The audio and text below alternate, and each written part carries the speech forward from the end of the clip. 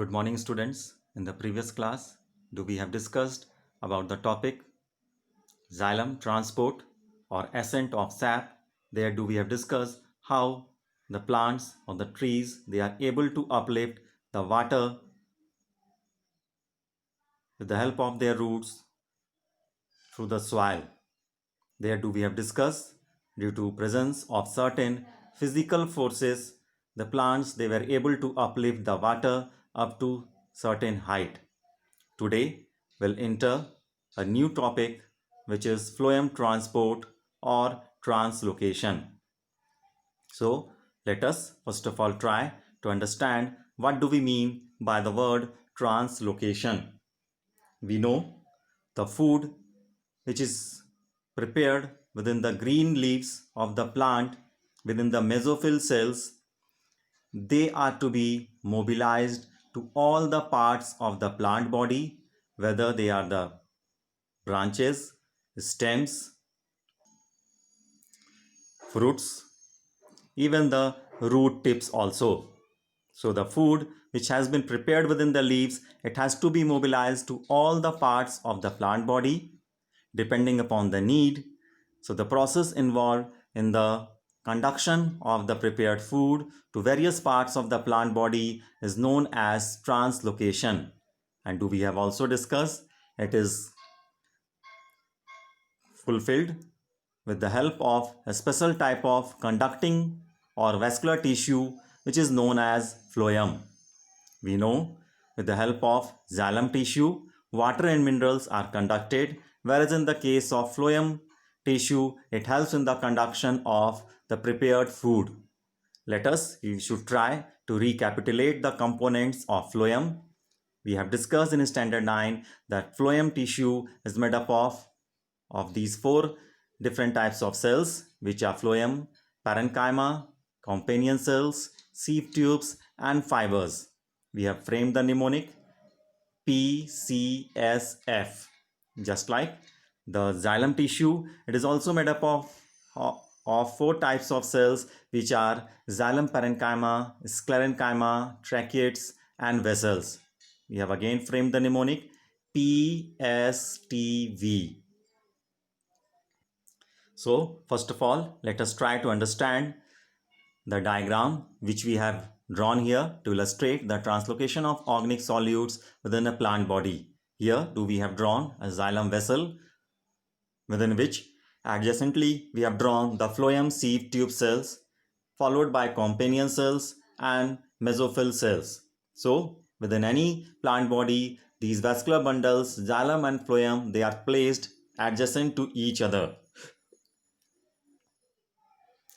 In the process of translocation, the role of companion cells is very much significant. It plays a major role in the uploading of the food within the phloem sieve tube cells as well as also in removal of the food from the sieve tube cells of the phloem. So let us first of all try to understand how do the process of translocation occurs.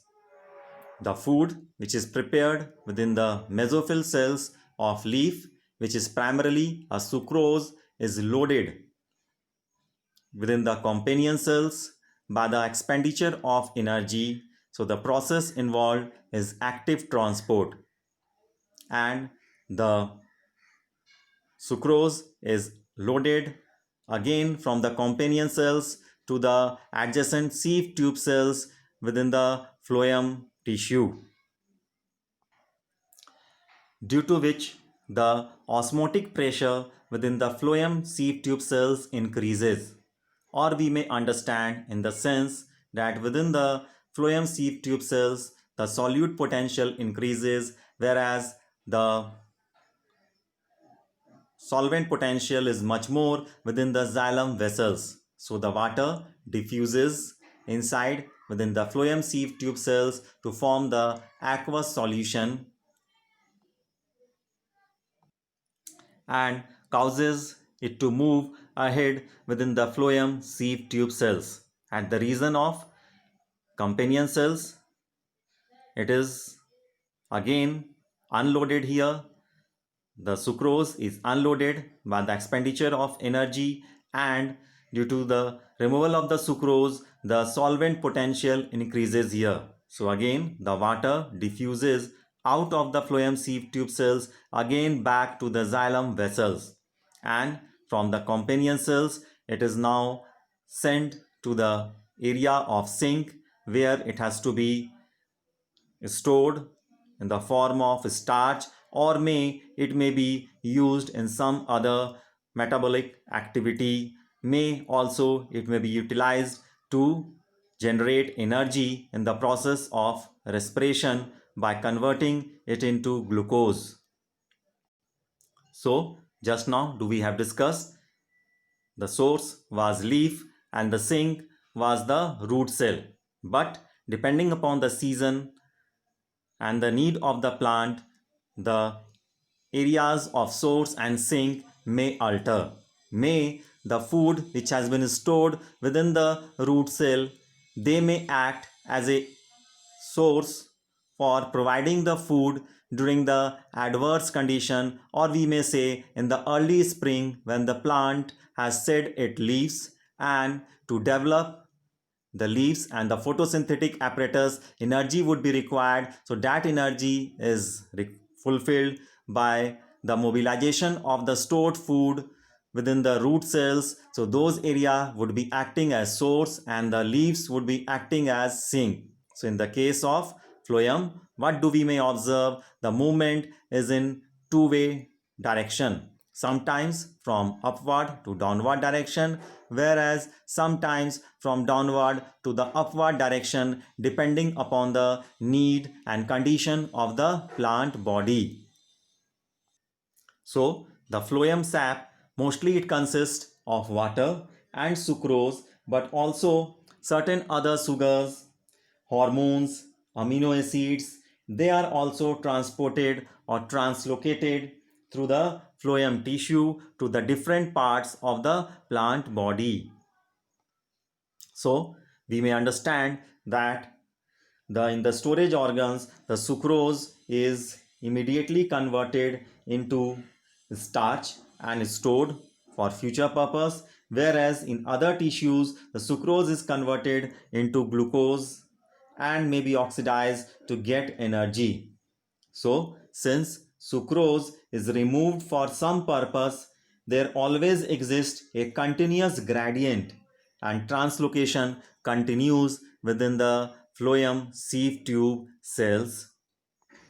So we may understand that in the case of transportation through the xylem vessels, or we can say during the process of ascent of sap, certain physical factors, may the root pressure, transpirational pull, cohesive force, adhesive force, and the surface tension were acting as a major driving force in the upliftment of water and minerals.